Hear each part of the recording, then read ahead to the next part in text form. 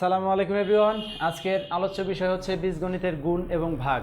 এটা ষষ্ঠ এবং সপ্তম শ্রেণীর জন্য অত্যন্ত গুরুত্বপূর্ণ একটা বিষয়। আচ্ছা, আমরা দেখতে পাচ্ছি এখানে 3a² b³ c এর সঙ্গে গুণ অবস্থায় আছে 9a³ b এবং এর সঙ্গে গুণ অবস্থায় আছে twice a b² c²।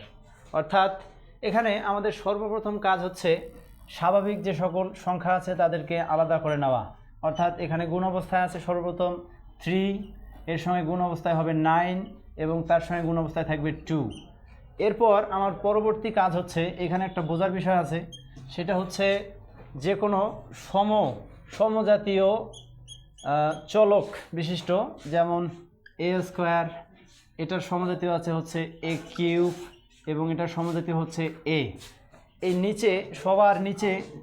সবার নিচে যেটার অবস্থান এটাকে বলা হয় বেস অর্থাৎ ভিত্তি, এবং উপরের যেটা অবস্থান আছে এটাকে বলা হয় পাওয়ার। অর্থাৎ সমজাতীয় থাকলে এদের 3টা থাকুক, 4টা থাকুক বা 5টা থাকুক, এদের মধ্যে থেকে যে কোনো একটাকে কমন নেওয়া যায়। অর্থাৎ আমরা দেখতে পাচ্ছি এখানে এ 3টি অবস্থান করতেছে, অর্থাৎ এই 3টার মধ্যে থেকে আমরা কমন নিব একটা। যদি গুণ অবস্থায় থাকে এদের পাওয়ারগুলোকে যোগ করতে হয়, আর যদি ভাগ থাকতো তাহলে এদের পাওয়ারগুলোকে বিয়োগ করে দিতাম।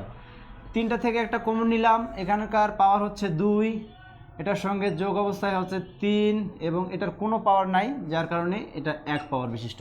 এটার সঙ্গে যোগ করে দিলাম হচ্ছে 1। ঠিক একইভাবে আমরা লিখতে পারি a2 + 3 + 1। সেমভাবে আমরা লিখতে পারি যে গুণ অবস্থায় b এর পাওয়ার হচ্ছে 3, এটার b এর পাওয়ার হচ্ছে 1, অর্থাৎ যোগ 1, এটার b এর পাওয়ার হচ্ছে 2। এবার কাজ হচ্ছে c এর, অর্থাৎ c কে এখানে যদি নেই, c এর পাওয়ার হচ্ছে 1 প্লাস এখানকার c নাই, তার মানে এখানে কোনো কিছুই নাই। এখানে c এর পাওয়ার হচ্ছে 2, এখানে লিখলাম 2। এর পরবর্তী কাজ হচ্ছে গুণ করে দেওয়া।